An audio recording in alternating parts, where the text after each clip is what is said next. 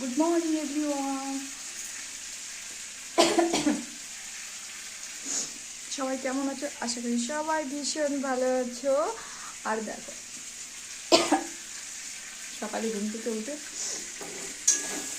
রান্না বসিয়ে দিয়েছি।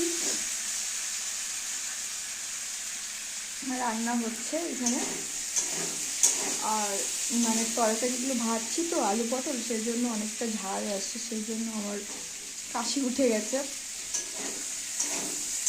এখানে আলু পটলের